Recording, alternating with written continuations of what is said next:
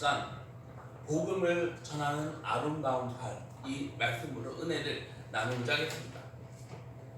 이 세상 사람들은 본인이 세운 목적을 이루기 위해 열심히 살아가고 있습니다. 개인의 목적을 달성하기 위해 최선을 다하고 있습니다. 그럼 사람만 그럴까요? 아니요. 동물들 세계는 더 치열합니다. 사자나 호랑이 같은 경우 작은 동물을 그냥 잡지 않습니다. 그 작은 동물을 사냥하기 위해 그 가장 근처까지 접근해서 숨소리를 죽이면서 접근합니다.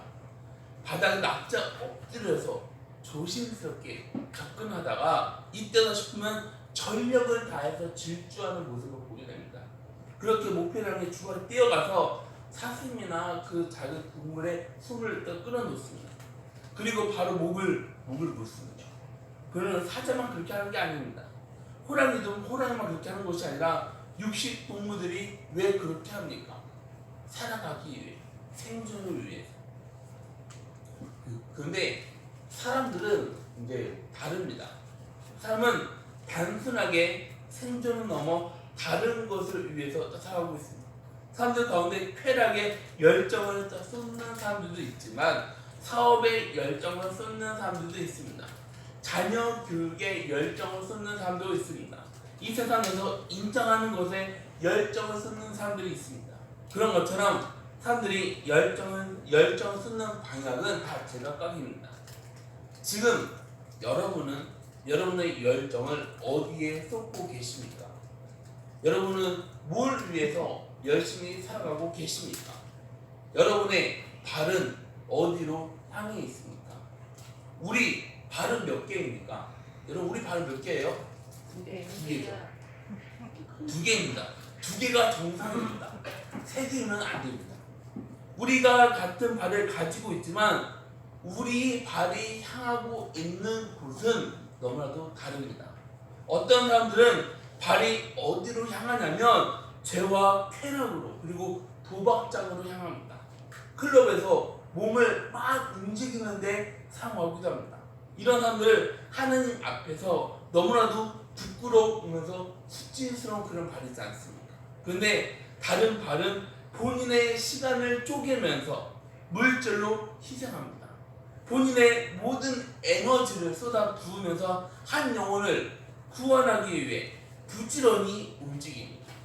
하나님을 볼 때 두 발 중에 어떤 발이 아름다운 발입니까? 여러분, 어떤 발이 아름다운 발이에요? 두 번째 발이 아름다운 발이 보이지 않겠습니까? 한 영혼에게 복된 소식을 전하는 발이 아름다운 발이지 않습니까? 오늘 본문은 바로 복음을 전하는 사람의 발이 얼마나 아름다운 발인지에 대해서 말을 하고 있습니다. 그 복음을 전하는 것은 사람의 열심이 아니라 오직 믿음 구원으로. 로마서 9장은 하나님의 절대적인 주권에 대해서 말합니다. 구원은 우리 행위에 달렸습니까?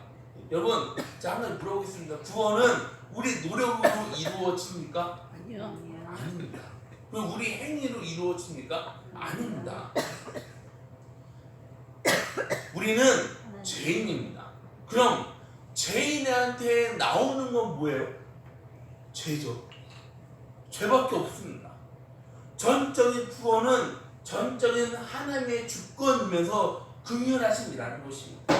이렇게 모든 것이 하나님의 주권에 달렸으면 사람에게는 자유의지, 책임은 어디에 있을까요? 이 질문에 로마서 10장은 명확하게 답을 제시하고 있습니다. 그리고 하나님 주권으로 받은 구원에 우리는 뭘 해야 할까요? 바로 순종이라는 것입니다. 바울의 간절한 소망은 이스라엘 백성들이 구원받는 것입니다. 그러면서 본인은 하나님의 사랑에서 끊어질지라도 이스라엘의 구원을 간절하게 바랬는데 이스라엘은 어떻게 합니까? 2절부터 3절 말씀에 보면 내가 주문하노니 그들이 하나님께 열심히 있으나 올바른 지식을 따른 것이 아니라 하나님의 의를 모르고 자기 의를 세우려고 힘써 하나님의 의에 복종하지 아니하였느니라. 그럼 이스라엘이 구원받지 못한 이유는 게을러서 받지 못했습니까? 아니요. 그들은요, 다른 사람들이 하지 못하는 열심이 그들에게 있었습니다. 그 열심이 뭡니까? 바로 율법이라는 것입니다. 그들은 율법을 지키기 위해 정말 최선을 다했던 그런 사람들입니다. 안식일에 일하지 말라고 해서 불을 켜거나 불을 끄지 않으려고 그 불 끄는 거 이방인들까지 고용하기까지 했습니다. 지금 이스라엘 호텔은 안식일 엘리베이터가 호텔 엘리베이터가 각 층마다 멈춰서 자동으로 문이 열린다고 합니다. 사람이 버튼을 누르는 자체가 노동이라고 생각해서 자동으로 움직이게 했습니다. 그런데 문제는 그 열심으로 참된 지식을 쫓아가는 것이 아니라 뭘 쫓아갑니까? 사람들이 만든 것. 이건 하나님께서 인정하는 열심이 아닙니다. 바로 본인의 주장은 의미 없는 열심이면서 본인의 의라는 것입니다. 4절 한번 보세요. 4절에서 뭐라고 말하고 있습니까? 그리스도는 모든 믿는 자에게 의를 이루기 위하여 율법의 마침이 되시니라. 유대인들에게 자랑했던 율법, 그들에게 율법은 생명보다 귀했습니다. 그런데 율법을 뭡니까? 바로 하나님이 보낸 아들이신 예수 그리스도이십니다. 예수는 율법을 폐하기 위해 오신 분이 아니십니다. 율법을 완성하기 위해 오신 분이십니다. 한마디로 예수님이 율법의 결정체라는 것입니다. 그런 예수를 믿기만 하면 누구든지 하나님으로부터 인정받을 수 있습니다. 내 의로 구원받는 게 아닙니다. 내 열심으로 구원받는 게 아닙니다. 그럼 어떻게 하면 구원받을 수 있습니까? 오직 예수 그리스도를 내 구주로 믿어야 합니다. 내 구주라고 고백해야 합니다. 그렇게 해야 하나님으로부터 인정받을 수 있습니다. 그런데 우리는 어떻습니까? 다른 사람보다 말씀을 조금 더 알고 있다. 다른 사람들보다 내가 신앙생활을 좀 더 오래 했다고, 내가 다른 사람들보다 교회에서 봉사를 좀 더 했다고, 내가 다른 사람들보다 교회에서 헌신을 더 했다고 나를 내세우고 있지 않습니까? 겉으로 보면은 경건하게 보일 수 있습니다. 그런데 속으로는 어떻습니까? 다른 사람을 판단하는 내 모습, 다른 사람을 지적하는 내 모습. 그런데 그건 율법을 완성하기 위해 오신 예수님을 의지하는 믿음에서 실패한 모습이라는 것입니다. 6절부터 7절에 뭐라고 말합니까? 6절에서 7절에는 이런 사람들이 뭐라고 말하냐면은 믿음으로 말미암는 의는 이같이 말하되 내 마음에 누가 하늘에 올라가겠느냐 하지 말라. 하니 올라가겠느냐 함은 그리스도를 모셔 내리라는 것이요, 혹은 누가 무적행에 내려가겠느냐 하지 말라. 하니 내려가겠느냐 함은 그리스도를 죽은 자 가운데서 모셔 올리라는 것이다. 이게 어떤 말이냐면 구원자를 만나려고 수행하는 것을 의미합니다. 그게 누구입니까? 바로 유대인들입니다. 그들은 종교심으로 가득했습니다. 그래서 율법을 어떻게 지킵니까? 굉장히 열심히 지킵니다. 모든 것을 다 동원했습니다. 그런데 우리는 어떻게 하늘에 이르러 그리스도를 모신 채 내릴 수 있습니까? 땅속 깊은 곳에 내려가서 그리스도를 모셔 올릴 수 있습니까? 예수님은 사람을 구원하기 위해 스스로 이 땅으로 내려와서 십자가에서 죽으셨다가 부활하셨습니다. 그래서 우리가 하는 것은 아무것도 없습니다. 구원에 필요한 모든 것은 예수님께서 다 이루어 주셨습니다. 마음으로 믿으면서 입으로 시인해야 합니다. 우리가 해야 하는 것은 예수님을 구주로 시인해야 하는 것입니다. 하나님은 그를 죽은 자 가운데서 살린 것을 믿기만 하면 된다고 했습니다. 믿으면 누구든지 구원받을 수 있다고 했습니다. 9절부터 10절에 뭐라고 말합니까? 내가 만일 내 입으로 예수를 주로 시인하며 또 하나님께서 그를 죽은 자 가운데서 살리신 것에 내 마음에 믿으면 구원을 받으리라. 사람이 마음으로 믿어 의에 이르고 입으로 시인하여 구원에 이르느니라. 구원은 단순하면서 분명합니다. 첫 번째, 예수님을 구주로 시인해야 합니다. 두 번째, 하나님은 예수님을 죽은 자 가운데서 살린 것을 마음으로 믿어야 하는 것입니다. 구원의 길은 분명합니다. 13절에 뭐라 말합니까? 누구든지 주의 이름을 부르는 자는 구원을 받으리라. 근데 사람들은 뭐라 말합니까? 그거 너무 쉬워. 너무 단순한데 믿지 못해서 그건 믿을 수가 없어. 그런데 사람들은 어떻게 하냐면 뭔가를 계속해서 하려고 합니다. 종교적인 행위가 있어야 한다고 생각합니다. 착한 일을 많이 해야 한다고 생각합니다. 그렇게 하면 구원받는다고 생각합니다. 그럼 얼만큼 해야 구원을 얻을 수 있습니까? 그건 장담할 수 없는 것입니다. 왜 장담할 수 없습니까? 그건 하나님이 우리에게 행위를 요구한 적 있습니까? 없습니다.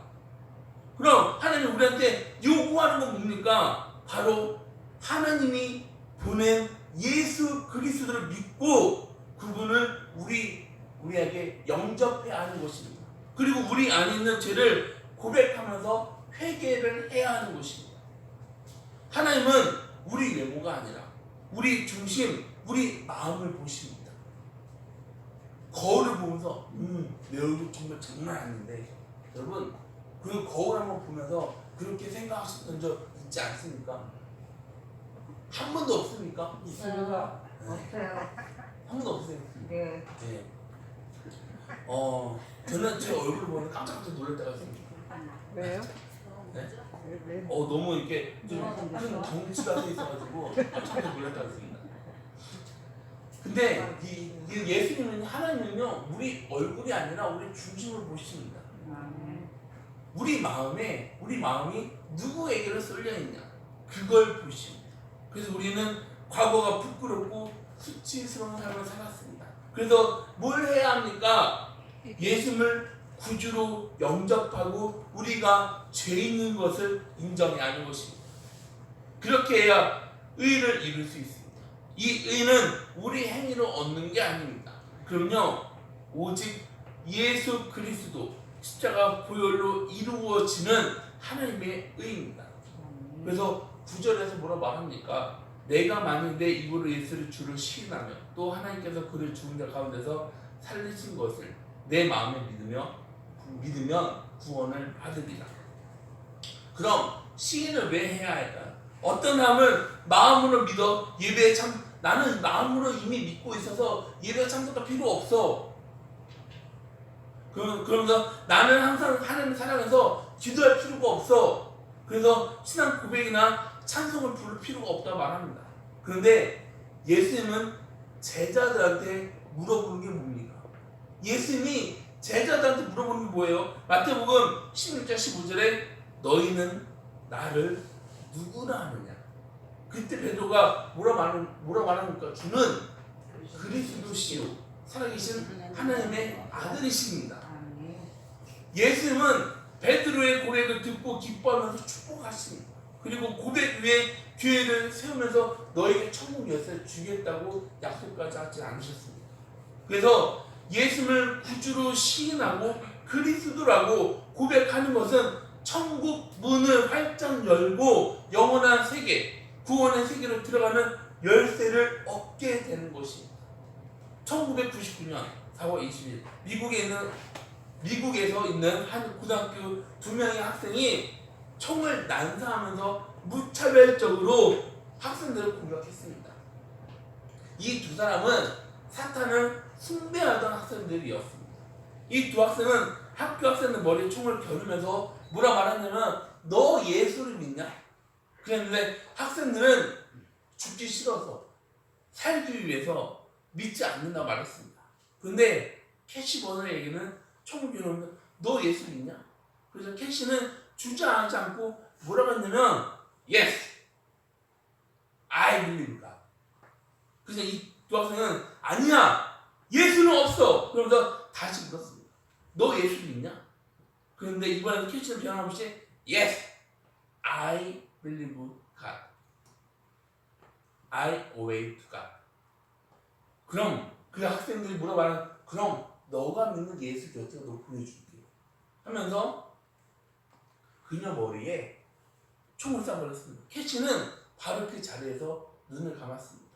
그런데 그걸로 끝난 게 아니라 캐시는 영원하면서 영광스러운 천국에서 새로운 삶을 시작하게 되었습니다. 우리가 늘 고백하는 사도신경, 괜히 고백하는 게 아닙니다. 입술로 고백하는 것은 우리 믿음을 고백하는 것입니다. 이 세상에서 우리가 누구인지 우리 정체를 밝히는 것입니다. 이걸 하나님 기뻐하는 순종의 증표가 됩니다. 이 고백을 가진 사람은 이 세상에 나아가서 복음을 전하게 됩니다. 그럼 복음을 전하는 발은 어떤 발일까요? 바로 아름다운 발입니다. 로마서 10장 14절은 믿음으로 구원받는 우리에게 중요한 것을 깨닫게 합니다. 그런즉 그들이 믿지 아니하는 일을 어찌 부르리요, 듣지도 못하는 일을 어찌 믿으리요, 전파하는 자가 없이 어찌 들으리요. 바울은 복음 필요에 대해 강조하면서 구약 말씀을 인용합니다. 이사야 52장 7절 말씀입니다. 좋은 소식을 전하며 평화를 공포하며 복된 좋은 소식을 가져오며 구원을 공포하며 시온을 향하여 이르기를 내 하나님이 통치하신다. 하는 자의 산을 넘는 발이 어찌 그리 아름다운가. 15절 보는 보내심을 받지 아니하였으면 어찌 전파하려. 기록된 바 아름답도다. 좋은 소식을 전한 자들의 발이여 한과 같으니라. 이사야 선지자는 바벨론 포로 삶이 끝난 유다 백성들에게 위로의 말씀을 전하러 갔는데 이 구절에서 말하는 좋은 소식을 전하는 자, 바로 포로 삶이 끝났다는 기쁜 소식을 가지고 예루살렘으로 달려갑니다. 이스라엘은 나라를 빼앗겨서 자유가 없었습니다. 그런 가운데 드디어 해방, 자유를 누리게 되었습니다. 그 소식을 가져오는 발걸음을 한번 생각해 보세요. 여러분, 해방이라는 그 소식을 가져오는 발걸음, 어떤 발걸음이에요? 굉장히 가벼운 발걸음이지 않겠습니까? 너무나도 기뻐서 미쳐 날뛰고 싶은 그런 마음이지 않습니까? 그 소식 자체가 감격이면서 바로 희망이라는 것입니다. 그래서 아름답다고 표현한 것입니다. 이건 단순하게 육체적인 아름다움 넘어 해방의 기쁨을 상징하고 있는 것입니다. 바울은 그 말씀을 인용하면서 복음 전하는 것을 구약에서는 육체적인 포로에서 해방의 소식을 가져왔다고 해석하면서 신약에서는 복음 전도자들은 예수 그리스도 십자가 보혈을 통해 주어지는 구원이야말로 최고의 기쁜 소식이라고 해석하고 있습니다. 그들의 발걸음이 아름다운 이유는 사망과 절망뿐인 사람들에게 영원한 생명이신 참 소망을 전해야 아름다운 것입니다. 그런데 영혼을 구원하는 생명의 복음을 전해야 사람이 듣지 않겠습니까?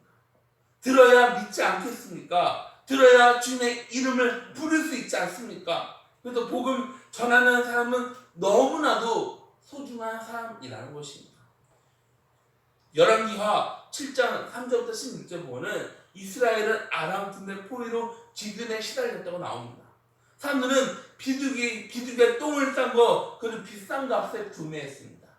자녀들을 먹는 끔찍한 일이 벌어졌습니다. 그런데 이때 성문 밖에서는 철저하게 버림받은 4명의 문둥병자들이 있었는데 이 사람들은 어차피 성 안에 들어가도 굶어 죽는 판인데 거기에서 죽는 것보다 저에게 항복하자. 그렇게 하면서 아람 진영으로 갑니다. 절망적인 선택으로 그들의 발걸음은 어떻습니까? 무겁지 않습니까? 그런데 하나님은 어떻게 역사하시냐면은 아람 군대의 병거하고 말소리, 큰 군대 소리를 듣게 합니다. 아람 군대는 이스라엘 왕이 사람의 왕들, 애국 왕을 구용해서 우리를 친다고 착각해서 도망칩니다. 그들 진영에는 음식, 물자, 은금, 의복이 그대로 있었습니다. 문둥병자들은 처음에 먹고 마시면서 전리품을 숨기는데 정신이 없었습니다. 그런데 그 사람들이 정신을 차렸을 때에는 놀라운 깨달음을 얻게 됩니다. 9절 말씀 보면 나병 환자들의 그 친구에게 서로 말하되 우리가 이렇게 해서는 아니 되겠도다. 오늘은 아름다운 소식이 있는 날 이거는 우리가 침묵하고 있도다. 만일 밝은 아침까지 기다리면 벌이 우리에게 미칠지니 이제 떠나 왕궁에 가서 알리자. 이 말은 단순하게 본인들의 잘못을 반성하는 말입니까? 반성을 넘어 하나님의 구원 소식을 알리지 않는 그 자체가 죄라는 사실을 깨달았습니다. 이 세상 사람들은 연약한 사람들을 무시합니다. 그런 사람들이 하나님 기쁜 소식을 가장 먼저 경험하면서 소식을 전하는 사명을 감당했습니다. 이 사람들은 제사장이 아닙니다. 왕 아닙니다. 선지자 아닙니다. 이름 없는 사람들입니다. 그런데 하나님은 그 사람들을 통해 백성들의 생명을 살린 놀라운 구원의 역사를 이루어 주셨습니다. 그래서 구원의 소식 전한 발은 얼마나 아름다운 발입니까? 예수님도 아름다운 발로 우리를 찾아와 주셨습니다. 그건 십자가 피가 물든 발걸음입니다. 이 세상 재미, 물질, 기능 쫓으면서 살아가는 우리에게 주님이 직접 찾아와 주셨습니다. 찾아와서 우리에게 뭘 주셨냐면 영생, 하나님의 자녀의 축복을 주셨습니다.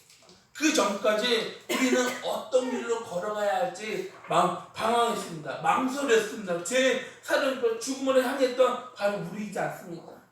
그런데 예수님은 그런 우리에게 찾아와서 우리를 구원의 길, 생명의 길로 인도해 주시고 우리를 끝까지 포기하지 않아 주셨습니다. 그럼 복음을 들은 우리는 어떤 발로 살아가야 합니까? 전파하는 자가 없이 어찌 들으리요?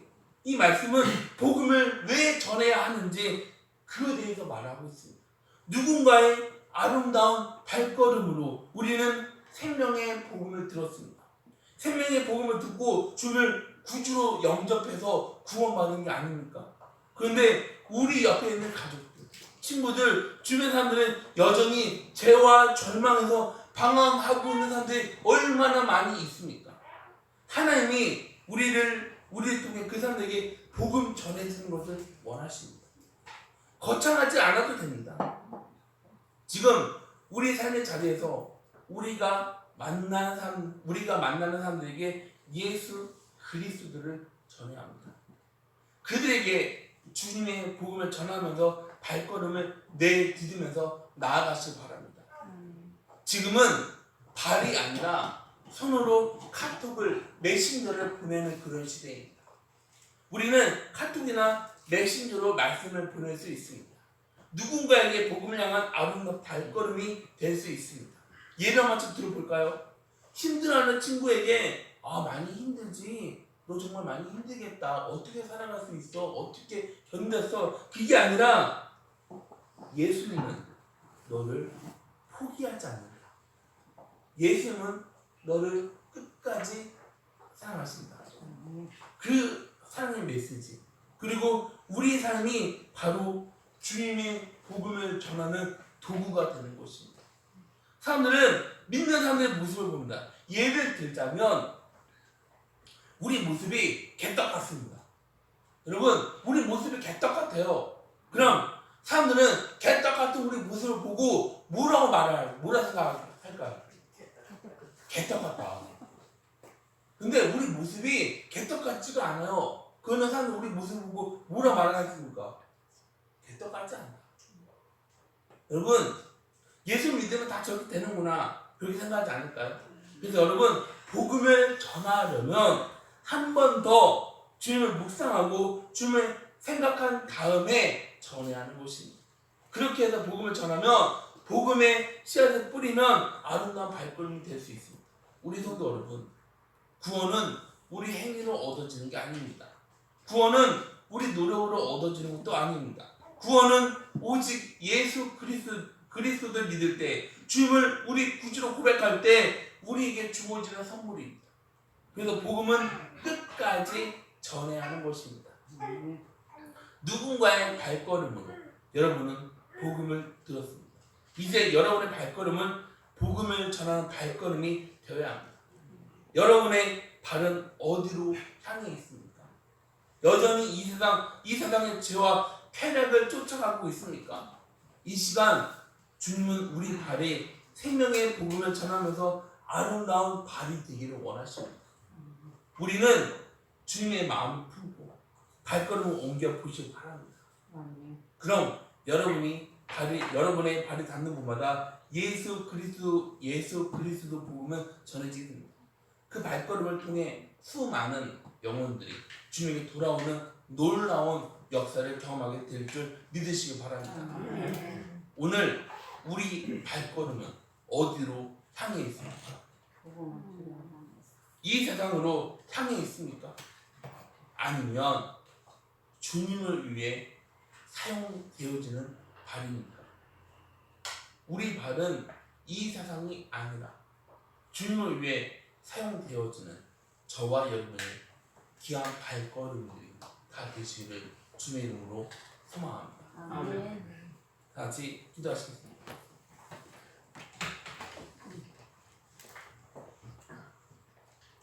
사랑이 많으신 주님, 아버지, 우리는 누군가가 우리에게 복음을 전해서 우리는 주님을 믿을 수 있었습니다. 누군가가 우리에게 생명의 복음을 전해서 우리는 주님을 우리 구주로 영접할 수 있었고 우리는 하나님의 자녀가 되는 놀라운 축복을 얻었습니다. 더 이상의 사망의 자녀가 아니라 천국 백성, 하나님의 자녀로 살아가게 되었습니다. 이 놀라운 복음의 소식, 우리만 듣고 끝나는 것이 아니라 우리도 가서 복음을 전하는 아름다운 발들이 되기를 간절하게 원합니다. 아버지, 우리를 주님께서 주님 뜻대로 사용하여 주시옵소서. 주님을 전하는 도구가 되어지기를 간절하게 원합니다. 아버지, 우리가 이제 야외회를 준비하고 있습니다. 아버지, 그 야외회를 준비하는 성길 가운데서도 주님께서 놀라운 역사를 이루어 주시고 또 야외회 그 당일 때에도 하나님을 믿지 않는 사람들이 그 자리에 나와서 함께 즐거움을 참여할 수 있도록 아버지 주님께서 인도하여 주시옵소서. 주님께서 이루어 주시면 안 되는 일이 없습니다. 주님은 모든 문제를 다 이루어 주십니다. 그래서 우리는 늘 주만 바라보면서 나아갈 수 있는 우리 성도님들이 되어줄 수 있도록 아버지 주님께서 인도하여 주시옵소서. 이 모든 말씀 예수님의 이름으로 기도드렸습니다. 아멘.